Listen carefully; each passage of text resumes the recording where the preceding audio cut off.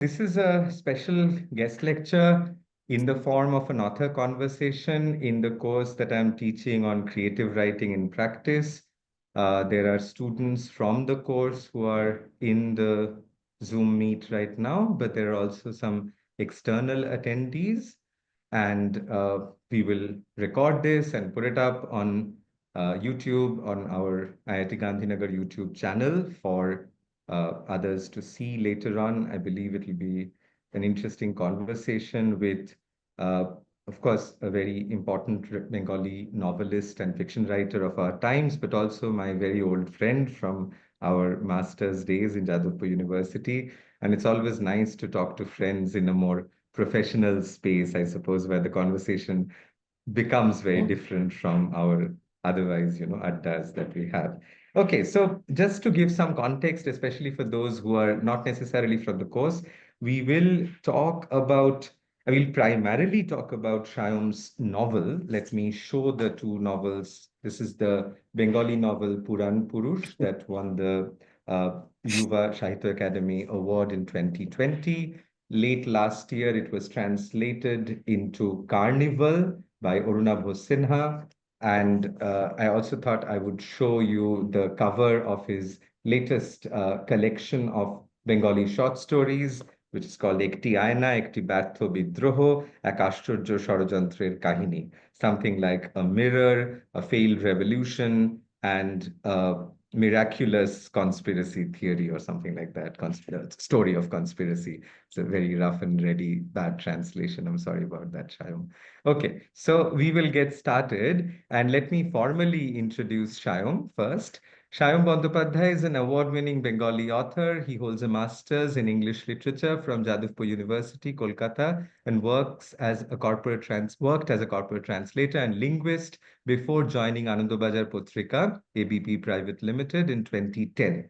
Since 2011, he has been an editorial staff member of their iconic magazine Desh. His extensive writings include socio-cultural commentaries and numerous literary essays and narratives published to wide critical acclaim. His short fictions have been anthologized and translated. A short film, Apocalypse 2006, from Take Five Communications, was made based on his fiction. In 2020, he was awarded the Sahitya Academy Yuva Puraskar for his novel Puran Purush, which was published in 2019. Now translated into English by Arunabh Sinha as Carnival, came out from Aleph in 2024. His most recent book is the collection that I just mentioned of short fictions, Ekti Ayna, Ekti ব্যর্থ বিদ্রোহ, ও এক আশ্চর্য ষড়যন্ত্রের কাহিনী, came out in 2023. It's a great pleasure, Shayam. Many congratulations for all your work and a very warm welcome to the course. It's absolutely a pleasure, Orko, and thanks for having invited. And thanks to the institution, thanks to the department. It's an honor, really. Thank you. Okay, let's get started. So I'll try and be brief with my questions, but I'm also aware that there might be some audience members who have not perhaps finished reading your novel. So just keeping that in mind and giving some context, uh, Puran Purush, or what is translated into English as Carnival, is a novel set in 19th century, especially around the 1857 rebellion. It's a very interesting historical backdrop. It's a personal story at some level. It's a story of a family, but also a story where the larger political context of colonial Calcutta plays a very important role. We have this reclusive zamindar, Rajaram, who does not want to continue being a zamindar and wants to do business with none other than Prince Dwarokanath Thakur, who happens to be the grandfather of Rabindranath Tagore, and keeps writing these letters, almost 100 letters that he writes partially, never quite happy with it. Initially, he complains about his bad English, the fact that he couldn't go to Hindu college and get himself a proper English education, starts writing the letters again in Bengali, never quite sends them. There are various circumstances, including Dwarokanath's death, that haunt this letter writing process, as it were. And then the second half of the novel There are two parts to the novel. We have a very interesting leap of imagination, almost into a kind of fantasy, with a stork, a figure called Mephisto, references or characters with the name of Shakespearean names of Guildenstern, Rosencrantz, Bono Bihari, which might be a little, reference to Shandipan somewhere. But let me not bore you with all these details. Let me start with the first question. Now that I've created some context, I suppose, for the novel, because one of the things, Shayom, that we've been discussing in this course is how does one write a novel? And what is the creative process? How does one sustain a narrative? What kind of sweep differentiates a novel from a short story? And from a practical point of view, if someone is sort of planning to write a novel, aspires to write a novel, what would you say to that person? And maybe you could tell us a little bit about your own experience of how you wrote Puran. Okay. So there are multiple layers to your question, actually. So let me start with your first question that how one should write a novel, or how did I write a novel?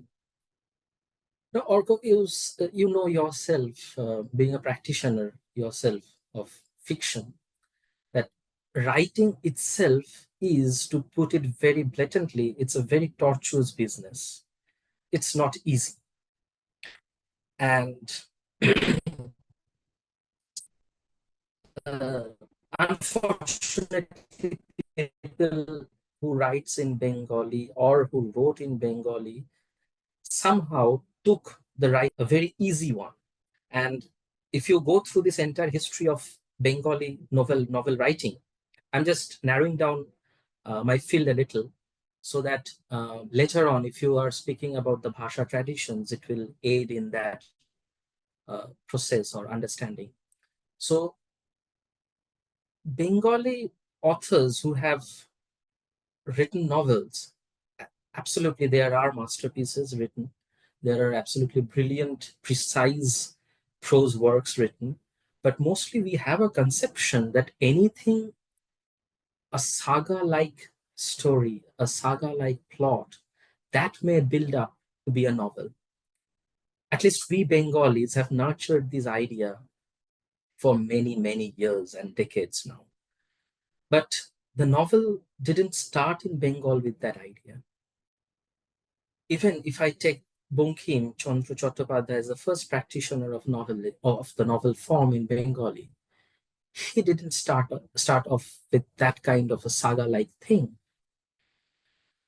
He just started off Rajmohan's Wife, which is also the first novel written in English in India, was his first novel. And if we take his Bengali novel, Durgesh Nandini, it is also the setting which has got a very narrowed down plot line structure and event perhaps, and it begins in between, in the middle of in between two events, or in the middle of something, in medias res, that we constantly speak of when talking about Greek epics.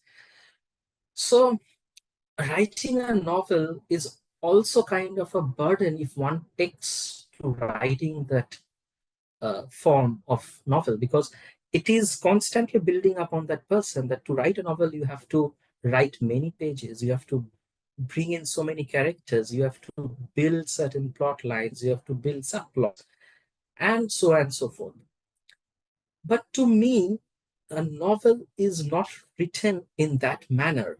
You can't have, as I believe now, you can't have a War and Peace, or a Bleak House, or even Idiot, or Crime and Punishment in this century where we live, because we have gone past that age of big voluminous novels. And which is because our lives as such have become very much segregated, very much fragmented, and we live inside those fragments at each moment. So, to me, a novel is also about how we live a fragment inside our mind and also in our life at a given particular moment. As I'm sitting and talking to you at this moment, Orko, and I can have several things going on in my mind. So I am living this moment and I'm also living that moment all at the same time, very simultaneously. I try to capture, or I have tried to capture in that particular novel, this fragment of Rajaram's life.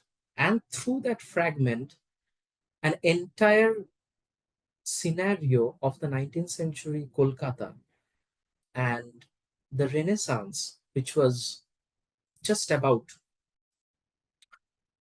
in the making. So there are two dimensions involved while I wrote this Puran Purush or Carnival. The first would be that uh, Goethe's Faust and Thomas Mann's Dr. Faustus did have a major impact on me. And this concept of selling your soul for something that I would love to be, or I would love to gain, or I want to be, that is itself something, this nature or this inclination, this predilection is still within us. And this is something that has not subsided in the entire human history since we have known Faust. So that is a major thought that came up when I started writing this novel. And because I have always thought that colonialism is something which is, again, has impacted us more than we think it has. It has.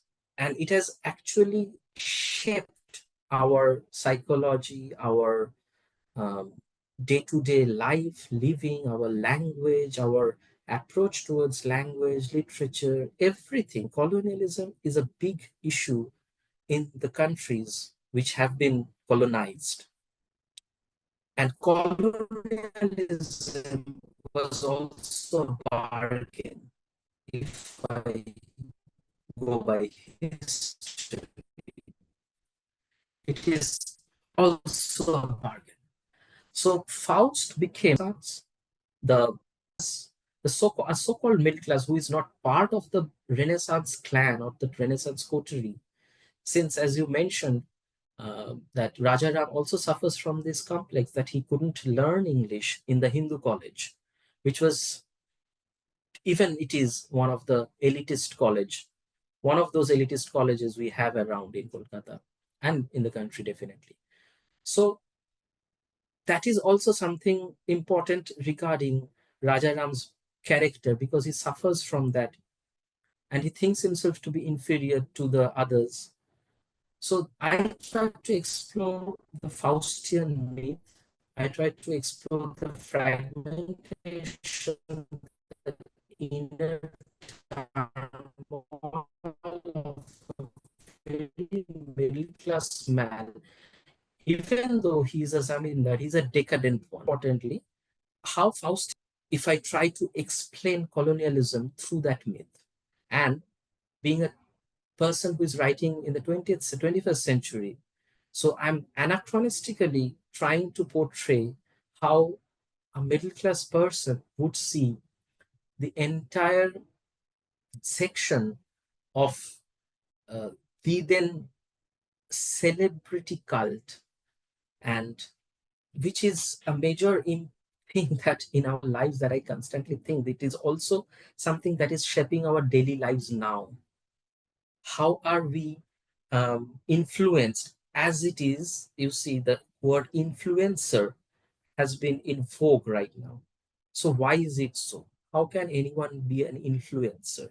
So who would be an influencer in 19th century Kolkata? A person as flamboyant as Prince Tarakanath Tagore, of course. So these are the things that I tried to explore through Puran Purush. The first primary layer of exploration. The secondly, when a deeper, if you go a deeper into the narrative, what I tried to portray is that non-contemporaneity of history, or go, if you remember Ernst Bloch, the German thinker, he had this idea of non-contemporaneity of history, which is something that we all live in this eternal now, and nothing is past or nothing would be future. It's all eternal present and now. I would give a short example for the audience to understand that in the Middle Ages, the millenarian movement, which was going on in the Middle Ages, they used to project an idea called the Third Reich. So, Father, Son would be transcended by the Holy Spirit or the Holy Ghost. And the Nazis took them up and gave them a total perverted, distorted form. So this is something that I also like to explore, and also in my all my writings I have always explored the impact of colonialism, and where I try to portray that we miss out on these things, that fascism doesn't invent, fascism doesn't discover anything new. They just give a perverted twist to the folk traditions, to the local virtues, local floors, and all. They just give a It's a very malicious and distorted and cunning twist they give those to those things. So, and the Marxists, since they do not pay any heed to these things, they just keep it aside, and the fascists go past them. And later they create all this hullabaloo about the fascism and all such things. So this is the thing that is very important to me, the non-contemporaneity of history. So here, Rajaram in the late 1850s, what he was doing, a person in 2025 or 2024 may also do the same thing, may also get into that same trap. So we didn't succeed in going past history. We are living in that eternal now.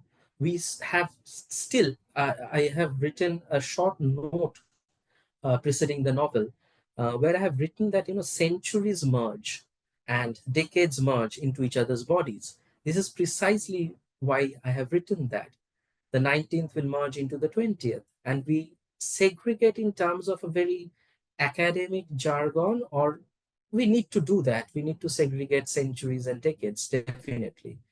But inside, from a very psychological point of view, we are not, perhaps, we are not segregating the age. We are looking up to those few and images from the past. We still live with those beliefs of the past.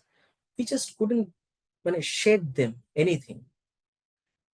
And that is why you will see that we still believe in certain things we term now as dogmas, as taboos or something, but still we pursue them. We go on with them. Why do we do that? Because we have not left the past.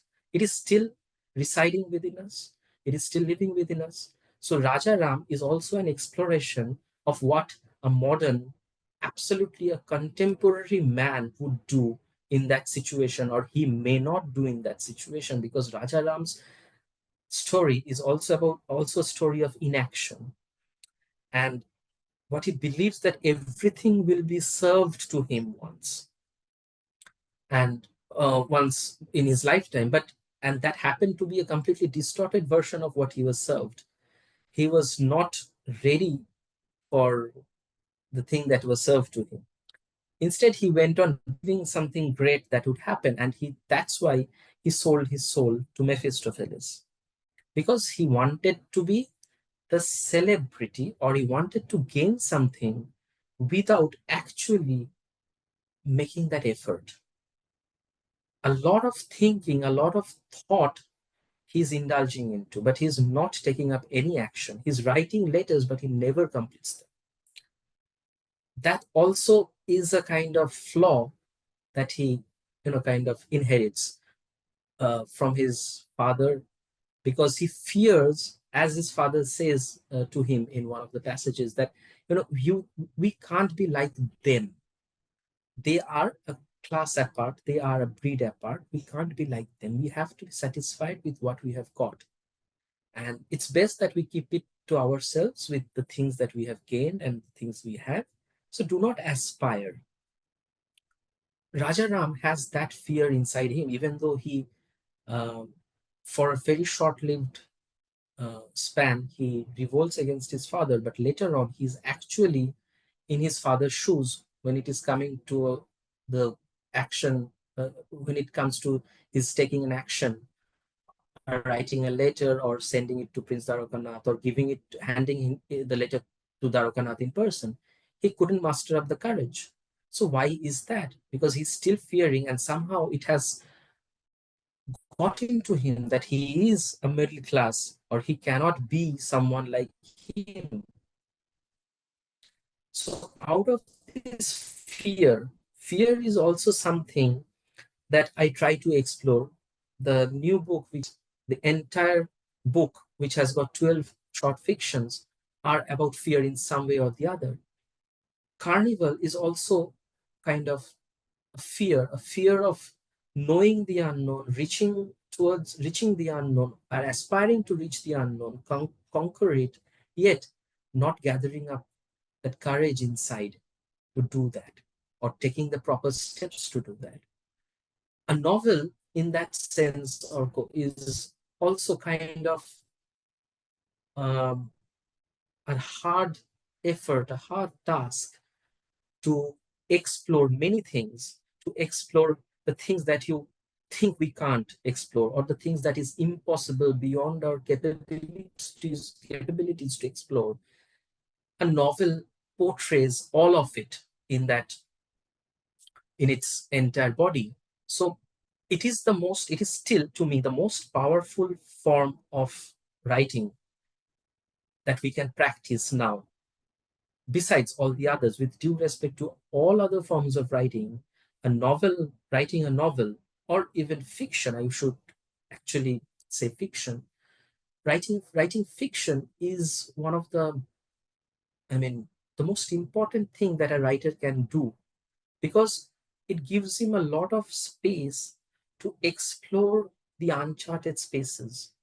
The uncharted spaces are those things that we need to explore, instead of the usual idea behind writing a novel, that you tell a story, you, whatever story that may be, and you go on writing about the story of family saga or whatever, especially an epic or historical epic or whatever.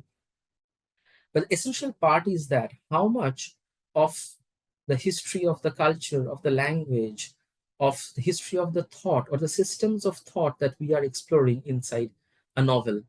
That is what I sought to do that, and that is what I will seek in all the novels that I would be able to write. I don't even know how many I will be able to write, but definitely I'll do that. Okay, that's wonderful. Thank you, Sham, for such a detailed response. And I think it also gives a very clear idea about the kind of novel Puran Purush and Carnival is. I just wanted to take you back to the compositional method because this is something we have been discussing in this course. Sometimes we might start from an idea, we might start from an image or a character or a loose outline of a story that might Mm, get mm, mm, distorted and mm, infinitely differentiated as we move on. But as a writer, when you were writing a narrative like this, because it's not just about the length and the number of pages, it's a novel which has a certain kind of historical sweep. I mean, personally speaking, that's why I think it's a novel.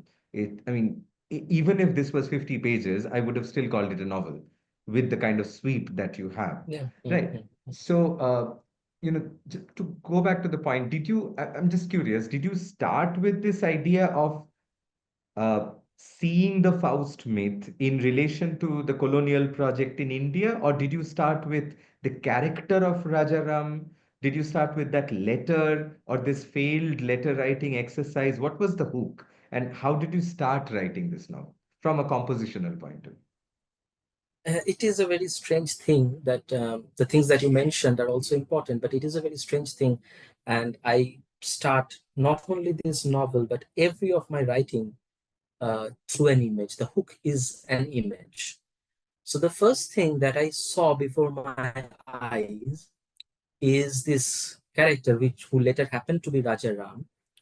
He is coming, a character is coming downstairs, and he's looking at a huge carnival with people beating drums and a lot of red blood is flowing from hither and thither, and he can't surmise what is going on. And and in that open space, there are a lot of people he doesn't even know how they have come into his own house and how they have gathered inside that, made this assembly. So I had this image in, I saw this image, I visualized this image. And the very first thing that I um, wrote or drafted about uh, on Carnival is not as it begins now. It began with somewhere around in the middle when Rajaram is seeing the clouds heaping in the sky, clouds zipping up on clouds in the sky, dark. It's quite dark, and sounds of drums beating coming into his ears. This was the first thing that I started off, and later it became what it became actually. But the first hook is always an image, and image or vision is very important to me, and I believe it is for many other authors, especially if you think about authors from the Beat generation, the poet Ginsberg, the William Burroughs. I would not mention Kerouac. Kerouac is essentially not a vision-based author, but Burroughs is definitely. So that kind of vision, a vision of the unreal, perhaps. A lot of my writing is dominated by the unreal, which people call magic realism or surreal or whatever. But I would like to mention them as unreal in that sense that this is also part of the real to me. I can see things if I believe that every artist or every author or every poet should see things which normal eyes cannot see. And this vision actually makes his art.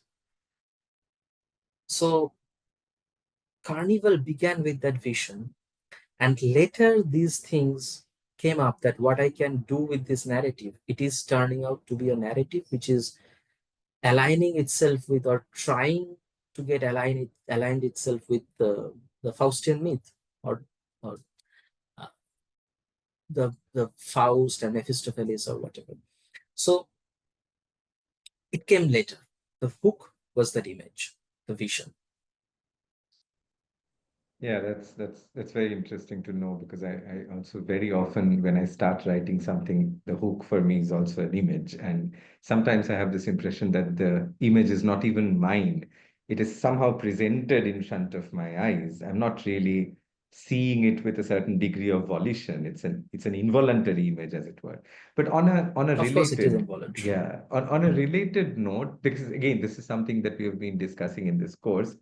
Did you have an idea about how this novel might end when you started? Or did it completely write itself beyond the point where you started with the image, didn't necessarily think about what the entire Mhm. structure would look like and how a novel like this could end? Um, this is an interesting question in that sense that if I call it a reworking of the Faustian myth, then by default I should have the structure and I should also have the ending.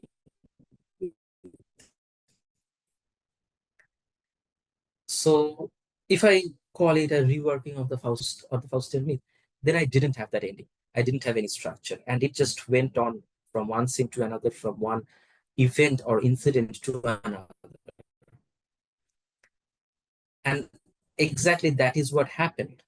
There are characters who are analogous to the Faustian myth as portrayed by Goethe, perhaps. Not exactly Marlowe or any other, but Goethe's text, definitely. because Krishna Bhamini in Carnival is an analogous figure to Gretchen in the Faust of Goethe. So it is important in the question you asked, Rocco, because now every time I think about this novel, I do think that is it a reworking of the Faustian myth, or is it something that went on its own? And I get always this answer to myself that it is a novel which chose its own path. And later, I found out that these are the things which aligned itself to the original Faustian myth, and these are the things which became very original out of the narrative. So, the death of Gretchen is quite similar to the death of Krishna Bhamini out here. Both are suicides. And the essential plotline and structure is similar to the Faustian myth, since it is, after all, a reworking of the Faustian myth. But in the middle, whatever happens is its own. The visions, the sudden turn towards this surreal or magic real from the very mundane, the characters coming in with those Shakespearean names, Rosencrantz and Guildenstern, the sidekick of Mephistopheles in this novel. Of course, it is a reference to Shondipon. So, and the ending, definitely. The ending, I have faced several questions regarding the ending, that what is it that exactly happened to Rajaram? Did he die? Or was he dreaming? Or whatever, what actually happened to him? What was all this before what the reader comes to witness in the last page? And I have always answered them in the way I would love to, because I think you cannot question uh, what very you can't have discrete answers to these questions. It is up to the reader to believe, if he or she believes that the entire event which was portrayed in Carnival was just a death dream of Rajaram. You are open to believe that. And if you believe that, or choose to believe that those events actually happened, you also are free to believe that. So that is also, again, to go back to your question on the aspects, or the novel writing, this is also the power of a novel. That novelistic sweep which you are mentioning is actually giving me, or enabling me to have that freedom to leave it open and without explaining anything. That is the sweep. So even in that sweep, you can call a 20-page work a novel, definitely. So uh, I knew that the end should somewhere be between Rajaram, or this character, actually experiencing carnival, or he is collapsing with this awe of the carnival, because he couldn't you also have to be a very good receptacle of what you want to receive. So if you're not a good receptacle of what I want to receive, I cannot contain what I receive. So Rajaram, did he fail to contain what he received? This is also something that I just left it to the readers. And then, to me, it is not clear that did he fail to receive what he was given? And because he voluntarily moved into that, and he didn't have any idea that what he was moving into, though he was mentioned that he needs to give up his body. And there is a line in Bengali, Kono Maya Rekhona. I don't know how to translate Maya. Maya is Maya. It is also an English word, I guess, these days, or for many years now. So you don't leave any Maya behind, or any attachment behind. And this is also something that you would uh, identify. This is exactly from Kamal Kumar Mujumdar, that কিছু মায়া লহিয়া গেল অন্তর্জলি যাত্রা, he mentions this. So this is something that is also working in my mind always as I'm writing. Every time I'm writing, a lot of things from our heritage is working within me. Be it Sandipon Chattopadhyay, be it Kamal Kumar Majumdar, be it Madhusudan Datta, these people, their works, this heritage is constantly working within me. So I am plus many other. That is how I see myself as an author.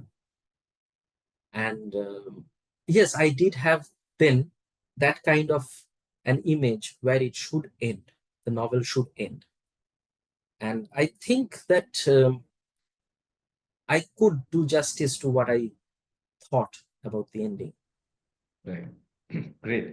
So, Sham, I'm going to ask two questions that are not entirely related, but I think one question that anyway I wanted to ask, the other that comes up from your last point about literary heritage and responding to a certain tradition of writers that you are part of, right? I mean, we never quite write in isolation. However, innovative or experimentalist our writing might be, there is always some sort of a historicity, some historical tradition, right? So two questions. The first is about the citations. In fact, I Mhm, was I was actually quite keenly observing this time. I think I've read it a couple of mhm, times, this novel now, but when I read it yesterday or reread it yesterday, of course, certain things worked better in terms of the citation. So the one that you mentioned, the foreword, which has been rendered as invocation, and I like that word because it gives a certain kind of epic dimension to the novel, right? What you called Nandi Path, Nandi in Bangla has been rendered as invocation. That's the foreword to the mhm, novel. And there you mention Christopher Marlowe, Goethe, Thomas Mann, Bulgakov, Klaus Mann, and you present this sort of reworking of the Faustian myth, as it were. The second part of the novel begins with, if I'm not mistaken, two citations, one from Coetzee and the other from Kamal Kumar Majumdar, possibly. Let me go I back. think it's Conrad. I think It's it's Conrad. Conrad. Sorry. But there Yeah, is a it's Kamal Conrad. Kumar Majumdar reference somewhere, I It's think. it's it's in the beginning of the first section. The It's citation the to the beginning first of the first section. section. Right. So Yeah, the I epigloss to the wanted first to, section. Yeah. right. So I Yeah. wanted to ask you a question about these citations and the kind of expectations a citational, let's say, structure creates in the mind of the reader and how the writer might actually deliberate on these kinds of citational structures, where to put them in, how to sort of perhaps in some sense modulate the expectations of the readers, especially in a foreword. If someone reads the invocation first, there will be a certain setting that, okay, this, what I'm going to read, will have something to do with Mhm, these kinds of writers who are mhm, mhm, mentioned here, and maybe Faust as well. That's the first question. The second, this is again, I think, a question about narrative primarily. Given that Rajaram is perhaps the protagonist of the novel in a way, the Bengali novel was named after him. He's the one who becomes Puran Purush, right? And by the way, by citations, especially for the audience members who may not have read the novel, there's another very significant repeated citation throughout the book, which deals with a particular part of Ramayana Bonoporbo, and it's a set of lines that refer to the multiple heads of Ravana and the fact that you cut one head and another head appears. This is something that Rajaram hears from his father when he was reciting these lines, as it were, or reading Ramayana, and this stays with him throughout the novel in a way, mhm, right? mhm, So that's the citational part. And the second question I had, which is about Rajaram's character, because we've been discussing characterization, how to develop a character in a novel. And what I found very interesting in this book is, for those of you who are reading it or have read it, you might have already noticed it, there is a double voice to the protagonist. So Rajaram is narrated in a third person narrative where Rajaram is narrated as Rajaram, but then there is also a first person narrative which is presented as indented passages Sometimes it's a paragraph, sometimes it's just two or three sentences, but that also runs through the book. So Rajaram narrates himself, and there is another narrator from the outside who goes into his mind, accesses his thoughts, as it were, as we have in the novel, and narrates his life. This is the second point I wanted to ask you. What was the thought behind this double narration or double voicing, and what do you think the novel gained from this? Okay. To answer your first question about the citation part, one thing I'd like to mention is that this citation, which is going on endlessly, nearly in the novel, repeating itself several times, he severed the heads of Ravan, not one but 10, but with the Creator's boon they sprouted again. This is actually not from Ramayana, this is actually from Mahabharata, the Van Parva. The Van Parva where Yudhishthir is told the story of Ramayana. A lot of people did ask me this question, that where in Mahabharata this reference to Ramayana occurs. So I have mentioned them that this is, go and find, it is there. Uh, this is actually a citation. The citation in Bengali, it's from Kashiram Das's Mahabharata. So a one verb. So yes, citation or writing an invocation or a foreword to any work of fiction is actually, in certain terms, it is guiding your readers. It is like guiding your readers, that you move through this door and you see this and that and you do this and that. People might object to this kind of guidance to a novel, especially. Uh, but given the tradition from where I'm writing, given the milieu that I'm writing, given the system of language and literature, and I would also like to mention, given the system of publication that I am inside and writing from, I always think that it is a very necessary thing to write an invocation or a foreword to any work of fiction, so that when a reader, my primary reader is a Bengali reader. So if he or she takes up this novel or a work of or a collection of short fictions, then that person should understand what is he taking up.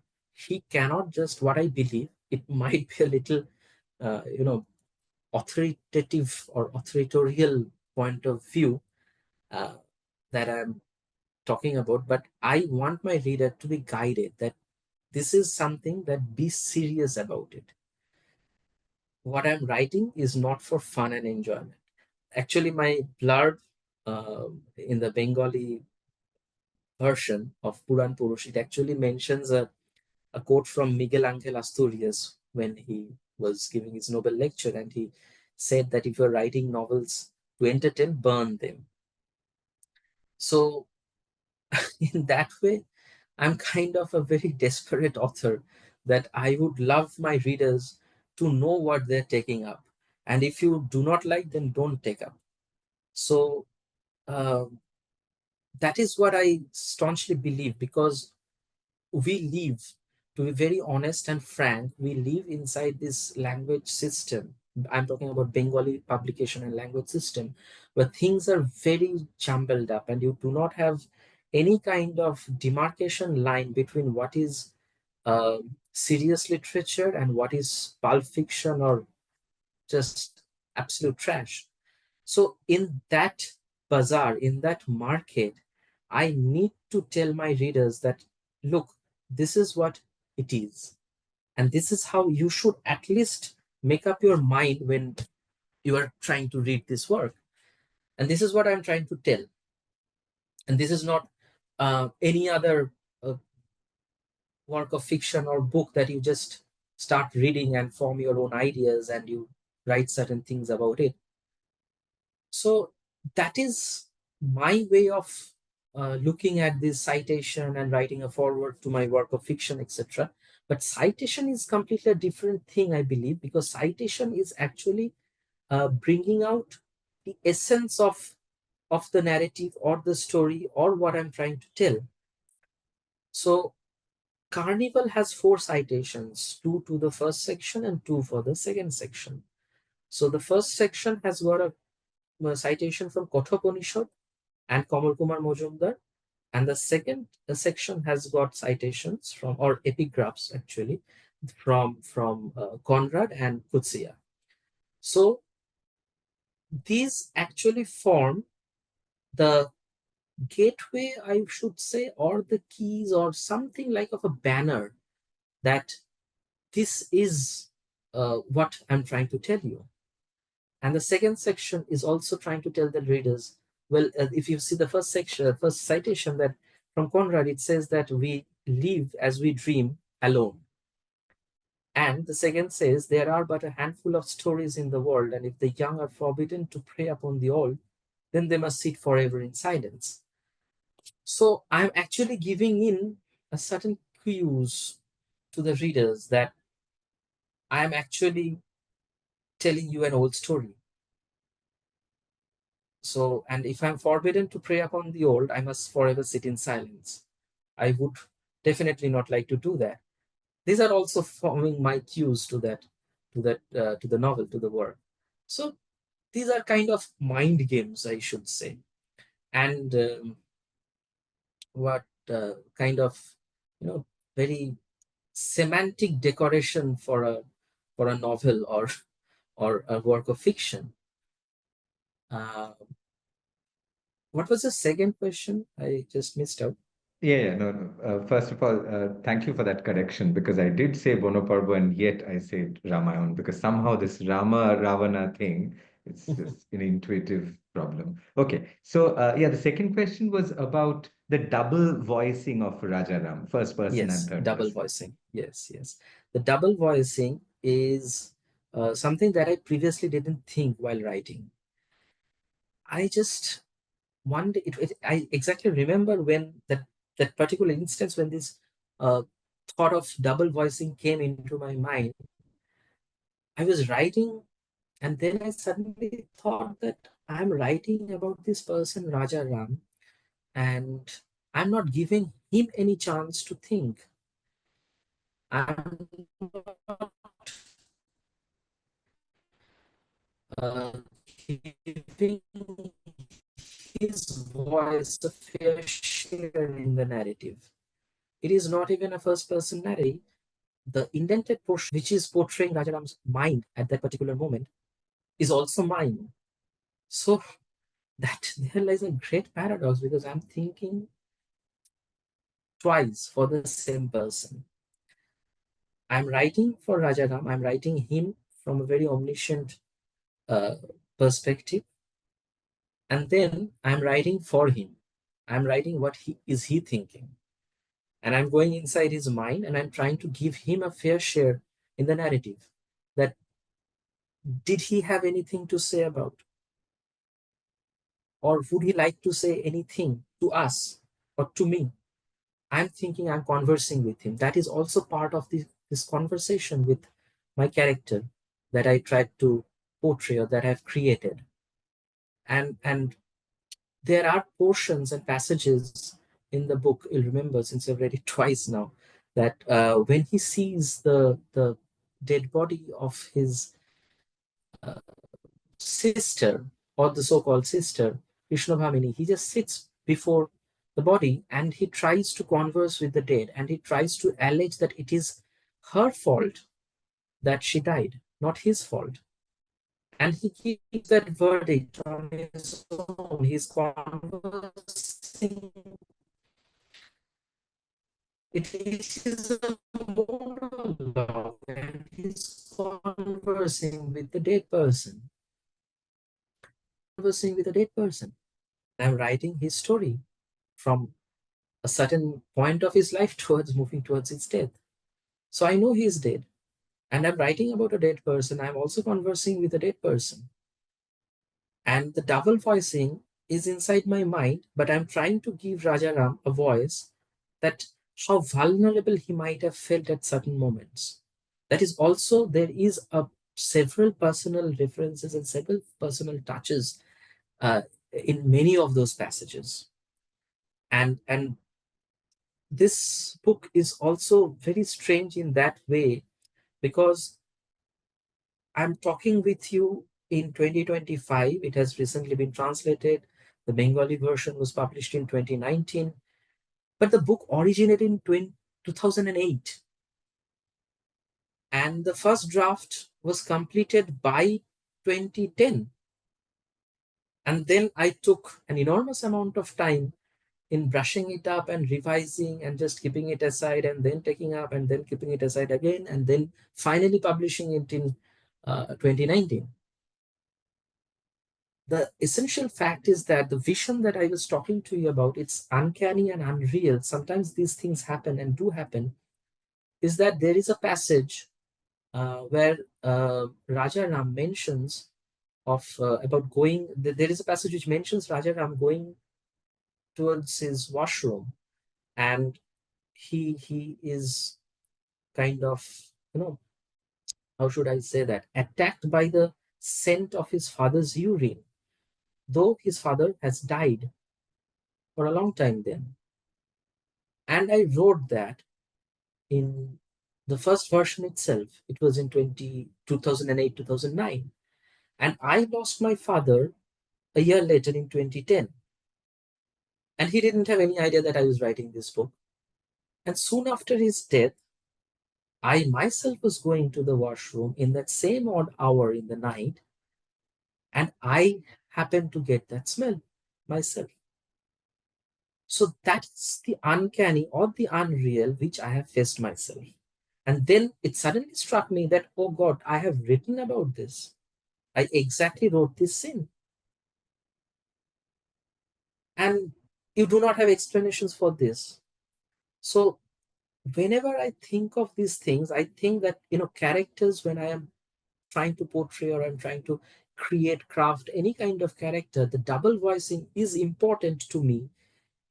As for definitely this piece of work, you have to have his vulnerability, his inner vulnerabilities expressed. Because I, as an omniscient narrator, I cannot narrate those. He has to do that himself. What are his weaknesses? What are his raging or attitude, or what are his concepts, or how does he look towards certain things, etc., etc. So I cannot, as an author, I cannot do that.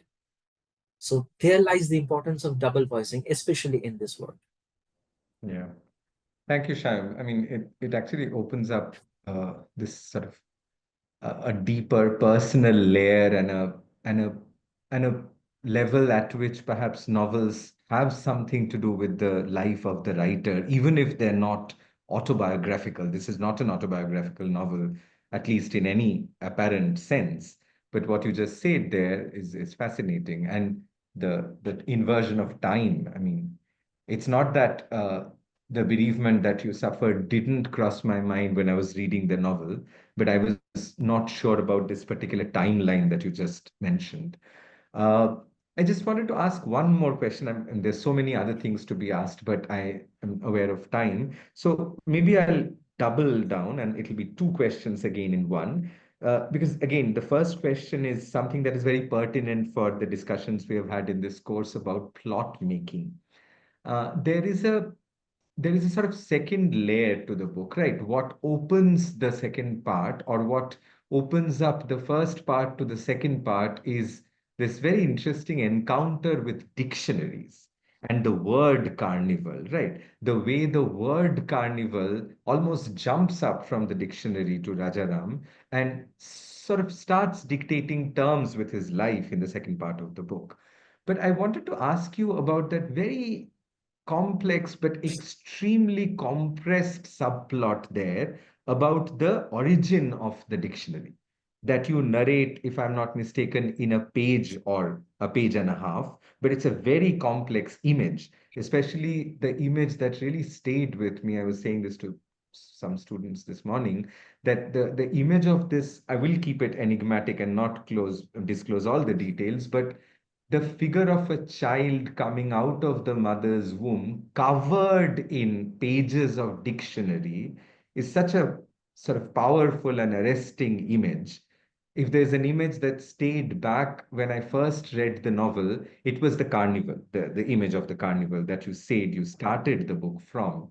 But this time, somehow, even though it's very compressed, that image actually overpowered the image of the carnival when I read it this time. So I wanted to ask you about that because there's a sort of tangentiality to that subplot, right? It could, and again, I'm speaking from a reader's point of view here, it could even Absolutely, yeah. lead to a second novel, you know? Because we don't know what happens to that child, right? We're not sure about what happens to the child, right? It is said that the child is very much there somewhere, right? So that might be the child of a second novel, or the infant that might lead to a second novel. But I was thinking from a reader's point of view there. So that's I wanted to ask you about these kinds of subplots that may not be necessarily resolved in a novel, but they put up a certain, sort of almost a tangential head up that, look, I'm there, I'm raising my hand, I'm there. That's one question, but pertaining to the novel. But I also wanted to generally ask you a question, because we have talked about it and you mentioned it, the language system, the tradition, and so on. What do you think about your position as a bhasha writer in India, who is getting translated into English, and the larger sort of cultural politics of this? Because again, this is something we have discussed in this course, how some of the students may not necessarily always want to write in English. They might want to write in their own first languages, right? And there is that very rich multilingual tradition in a country like India. And you belong to one such bhasha tradition, perhaps Hmm. one of the dominant ones, but nevertheless, it's still, I mean, I'm saying dominant because there is a certain cultural politics there as well, right? Of course. So, yeah, I would just like to hear from you something about your position as a bhasha writer. Yeah. Uh, to answer your first question about that enigmatic image of a child coming out of the mother's womb, wrapped in the pages of a dictionary. So this is again uh, is insinuating towards our fractured relationship with colonialism. It is an English dictionary by Samuel Johnson, and it is that age when we are learning English, we are learning to write English, we are learning to speak English, and we are writing to be English. And almost every uh, in intellectual personalities of that age tried his hand in writing in English. And we have the great story of Madhusudan Dotto, who failed as an English poet. As an English poet, he failed, and then he became the mighty Bengali epic writer. And Bunkim also, he started with English and then he shifted towards Bengali, totally to Bengali. Raja Ram Mohan, he also wrote an enormous amount in English. And that relationship with this language is a very strange one, even now, because we seem to do everything in our daily lives and living wrapped in English. From the texts that we send, from the messages that we send to the emails, etc. Even we are writing in Bengali script or something, the entire system is English. It's very English. So we are constantly wrapped from our birth in that language system. And still, we cannot be uh, an English, I mean, we cannot be that Nirotsi Chaudhary once, or if I'm not mistaken, it's Nirotsi Chaudhary, I guess, that he mentioned. No, I guess, oh, it's William Butler Yeats, who mentioned that no Indian can write English. So that is a very important observation, because um, if something that we are constantly trying to do, we are doing, and it is not part of that canon, even after years or decades or centuries of doing that, we are still fragmented and fractured and dissociated from that original system. So, our poet Tagore was awarded the Nobel Prize in Literature in 1913 as a British citizen. He was not an Indian, as it were, then.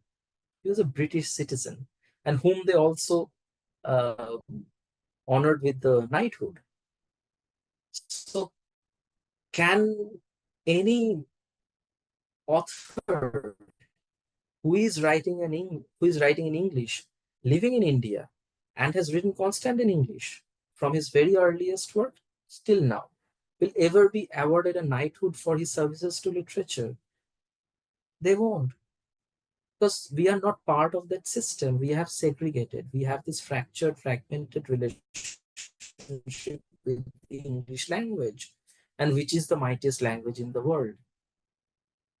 So that is the image of which came to my mind, and that is the child, and we are that child. So we are living somewhere, definitely, hale and hearty, speaking English, writing in English, or doing our works in English. You are teaching in English. But let's see, we might have a sequel to Carnival from that end. I have already planned a sequel in a different aspect to Carnival. Uh, it will come out in due time. So, and to your second question regarding the bhasha tradition, it also is, I mean, I answered part of it in the first, that when I'm writing in Bengali, I am actually restricted on several fronts, because I may go on writing.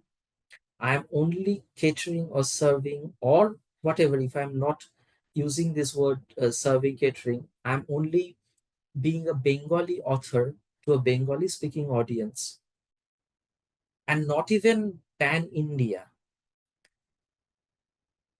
What I find it very restricting is that India is a country of many languages. It is, I mean, it is a very, uh, what should I say? I mean, it is a very proud, uh, I mean, people say it in a very proud manner that we have a conglomeration of languages, cultures, religions, and we live together happily, etc. But actually, when it comes down to language politics, I don't think that is the same thing, because uh, Bengali is a language which has an ascendancy in the eastern part of the country. It kinds of overlooks, or looks down upon the other regional languages, say Oriya or Bihari, Assamese, or the eastern languages of the eastern zone. It really looks down upon them. I know that. And being a practitioner, and I have quite practical experiences of that, Bengali is kind of in an ascendant position in the eastern part of the country. But once it is moving out of that eastern zone, it is nowhere. There, the national language reigns. Again, we have, from our tradition, we have again a very lofty uh, idea and thought regarding our heritage, that people, what do people or writers writing in Dogri can boast of? They do not have a tradition of literature as such. We Bengalis do have that. Even we uh, are not very uh, respectful of the other languages on the western part of the country, Hindi or the South Indian. The South India has got a rich tradition of language and literature. It is still very much powerful, more powerful than a Bengali writer or a Bengali literature South Indian literature is powerful than Bengali literature at this present moment, I might say that. But from a traditional ascendancy, we do not actually will not ever uh, acknowledge this fact. And because there are cultural politics too that are involved, but if you are a writer of regional languages, you are again a second class citizen when it comes down to international platforms, international conferences, conglomerations, or whatever. You are a second class citizen there. If your book is not translated, you cannot move out of Bengal. You do not have audience. I might write a masterpiece in my language, but it might not get appreciated in my language. And if it is not translated, it doesn't stand any chance to be appreciated elsewhere ever. So these are the things that restrict us as authors in regional languages. And um, being a Bengali author, it was, of course, my voluntary choice to be a Bengali author, to write in Bengali, because I do not have anything uh, to give to the English language, even to the tradition of Indian writing in English. That is what I believe. And that is what people writing in their regional languages, in their so called mother tongues, should know. And I mean, they should practice. If they are comfortable in writing in English, go for it. If they are not, they shouldn't make any effort of writing in English just to capture the audience internationally or even nationally. So, bhasha tradition is restricting, very much restricting to me at least. We might take a very proud feel to this, that we have so many languages, we are respectful of each other, we give so much importance to all the languages. But no, it is not, absolutely not.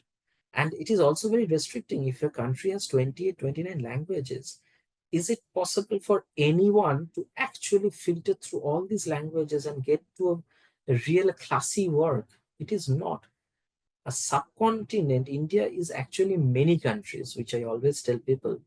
It might look a little outrageous, or it might sound a little outrageous, but India is a country of many. India is many countries, and we must respect those culture, those traditions. But even then, I might say that we have to project our own language that we are writing or we are practicing in.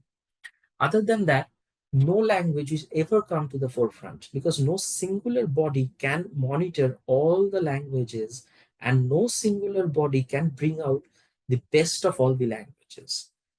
It is impossible, just impossible. Even if it is being honored or given a prize from all the languages, as the Sahitya Academy does every year, I don't think that is the way of bringing out the best in all the languages, because they are giving a prize, say, to Kannada, to Konkani, to Gujarati, to Marathi, etc.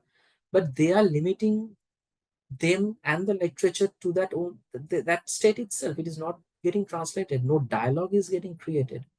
We are not conversing. A person from Gujarat cannot read my book unless it is translated. And similarly, I cannot read his book unless it is translated to a common language. So it is very difficult to work inside a bhasha tradition, or in a regional language, because you do not have a free movement, which which an author of English language, or anyone writing in English in India uh, can have. It is limiting. Yeah. Thank you, Sham. This was wonderful, but I'm just aware of time, and possibly we Yeah. should give some time for a Q&A. It's about 10 Mm. minutes that we have.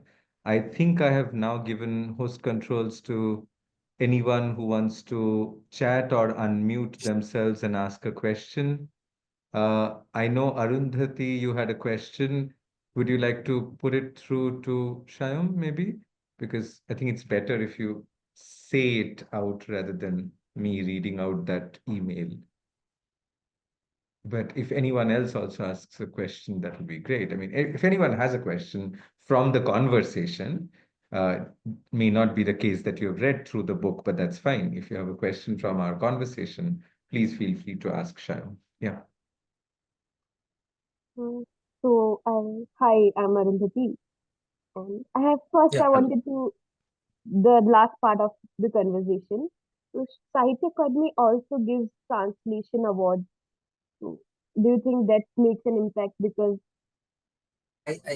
I'm sorry, I cannot hear you properly actually. uh, I, I'll probably just write it out. I think she mentioned Sahitya Academy giving translation awards, but maybe she wanted to make, Mhm.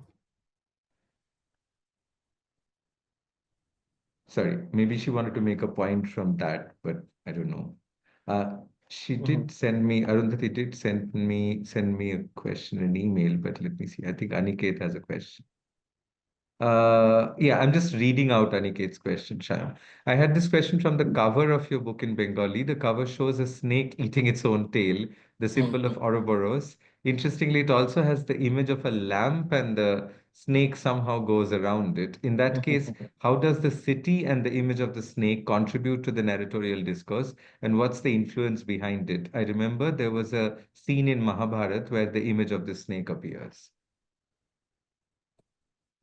Yeah, that's a very interesting question, definitely. Um, the Ouroboros is something that has appealed to me.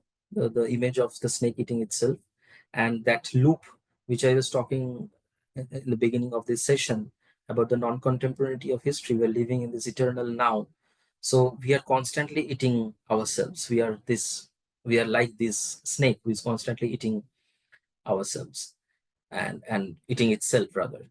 And the lamp which is which the snake circles round is the gaslight which with which the novel actually ends, and which is the ushering of the carnival, and which is also the ushering of the dominance or the hegemony of the British imperialism in Kolkata and from Kolkata to the greater India. So that is the symbolism actually.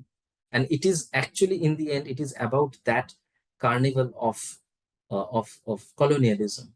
So gaslight on the roads of Kolkata, where it was first erected in 1857 on if I'm not mistaken, it was on the 7th of July. So it was erected in the Chourangi area.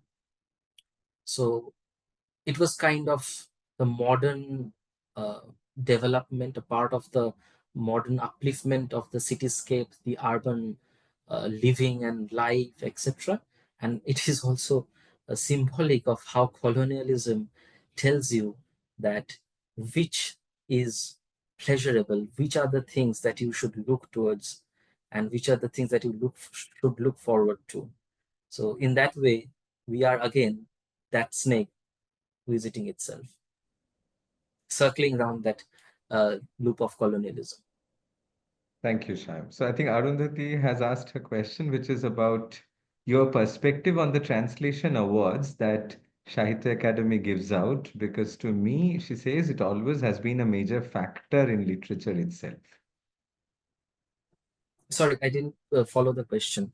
Can you So I come again? think she wants to know, if you could tell us about your perspective on the translation awards that Sahitya Academy gives out. Because I guess if I am reading the question correctly, it's not very elaborate, but I guess she's talking about how translation from Sahitya Academy and translation awards given by Sahitya Academy create some sort of a catapulting for the bhasha writer to a sort of pan-Indian imagination. Exactly, I get it now. It might appear that it is catapulting a regional language author to a very pan-India platform. But on a deeper look, is it so? Where is this translation available? Where would you get any translation of any work that Sahitya Academy translated on their own? It has to be translated by a very independent body, say all the big major publishing houses that we have. I can give you an example right now because Shakti Chattopadhyay's Sahitya Academy winning work, Jete Pari Kintu Keno Jabu, It is translated into English. It was translated into English by the Sahitya Academy. But can you ever get a copy of this book? You won't. That is the point. Syed Mustafa Siraj's Olik Manush, one of the most important texts in our language, it is also it was awarded the Sahitya Academy. It was also translated by the Sahitya Academy. Where is it? Where is the copy? Where anyone in India can get hold of that book? You cannot. So awarding prizes, it's okay. It's an honor. Definitely, it's an honor. But post that, what happens post the prize, post honor? I'm interested in that. It is not just catapulting a name or just bringing out a name or making him or her known to a wider public, but it is also the post doing that, the event which follows it up. If it is not, you cannot just make your presence felt anywhere in India, being a language of the regional author. And there are and even if it is being published by any big uh, publishing houses, they are not taking that kind of an effort which they take for an author who is writing originally in English. I have seen that and I know that. So there is a kind of second class citizen treatment. And we have to admit that we can make major efforts to break through that. But I think there is no point in complaining, go on complaining, because it will be what it is now. If we go on and not do anything, we have to break through the mold. And we might do that. I mean, there are lack of serious efforts actually. We are too satisfied with what we get in our immediate surroundings.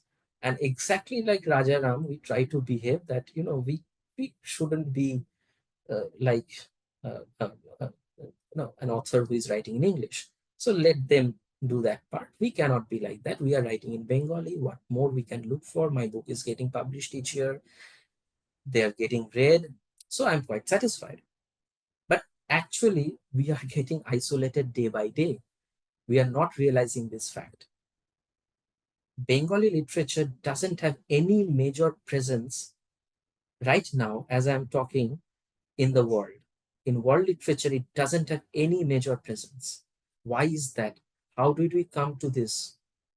If I'm talking only about Bengali literature, since I'm an author of Bengali language. So where we all they know about India right now is Indian writing in English. So how did we come to that? We are boasting of 28 languages in a country. So how do we come to that? That we are again, this is the prime impact of colonialism, that we are still wrapped in English and we are appreciated only we are translated into English or we are writing in English. Other than we are not. This is a problem. Yeah, no, that's a very important point. And I remember, in fact, last semester when we had this conversation with Arunabhoda, who's also the translator of your novel, I actually asked him this question that even though Shondipan's translation, Shondipan is a Bengali writer, both Shyam and I have a lot of admiration for. So even though Shondipan's stories were translated by HarperCollins, as Arunabhoda reported, it's not that it will go. I mean, if definitely it will not go everywhere in India. And I was asking him this question whether it goes beyond India, and he was like, absolutely not. I mean, none of these, even if it's a global press, it's not No, that they're going to take these books outside India, which again goes back to your point about Bengali literature not having a global presence outside India, right? I too had a talk with Arun Havoda regarding this, and this Mm, is a gloomy situation. Even for a translator, it is so. Because mm, out of the, I mean, 10 books he's translating, only one can reach that international platform. This is quite a yeah, gloomy aspect.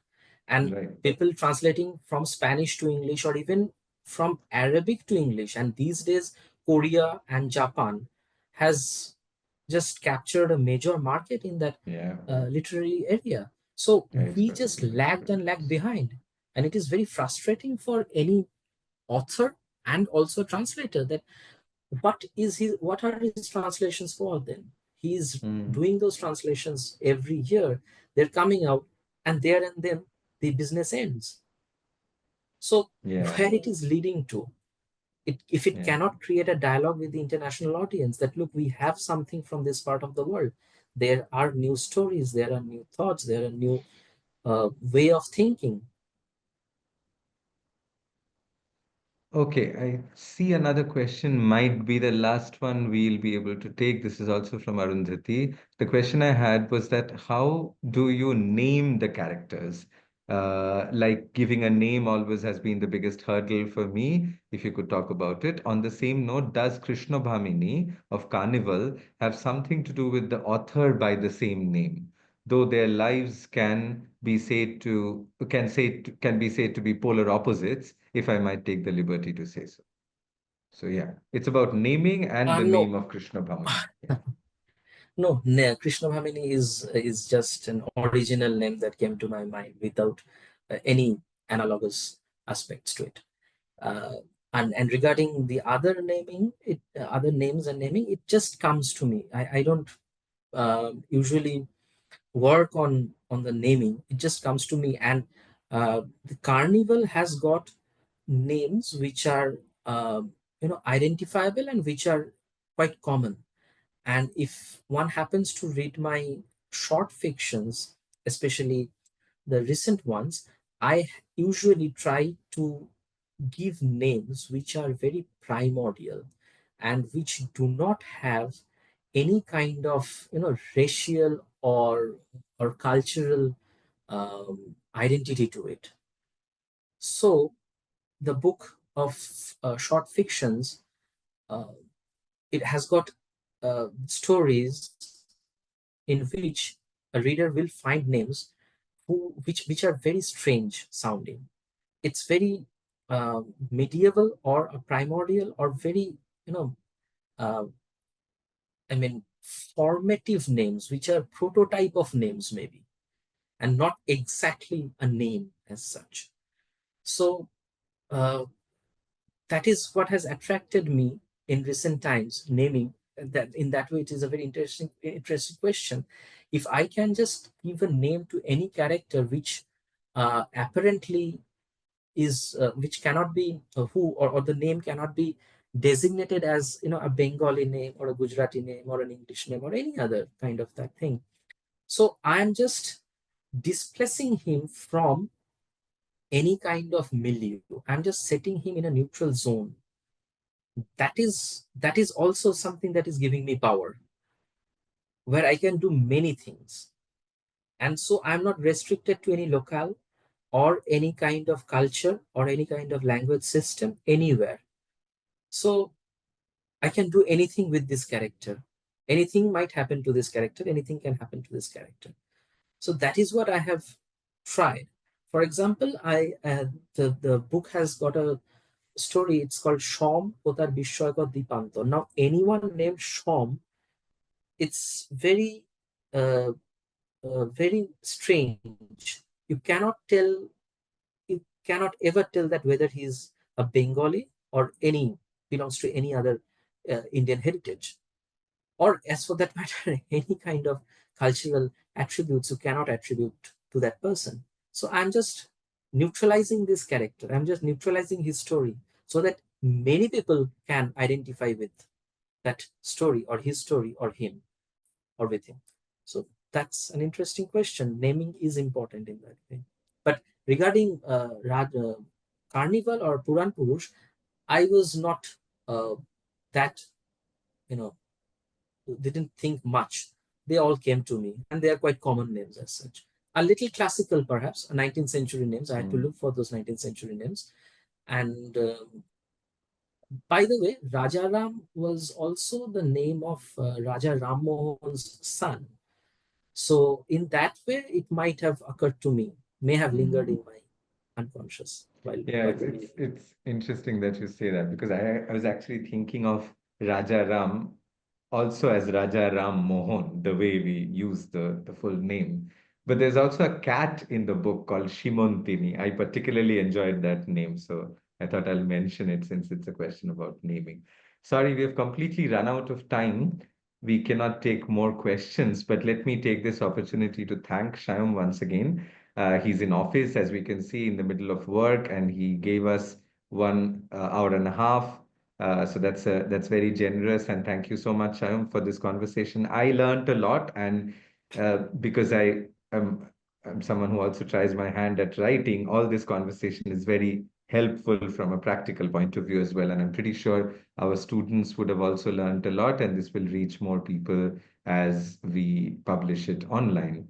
And yeah, I'm looking forward to the second Thank you. novel, Thank you. the Yeah, sequel to. sure. And thank you so much for organizing this session. And I enjoyed it, and I hope it is enriching to the listeners. Thank you. Thank you. Thank you, everyone, for joining. Bye bye, Shyam. Thank you. See you soon. Bye.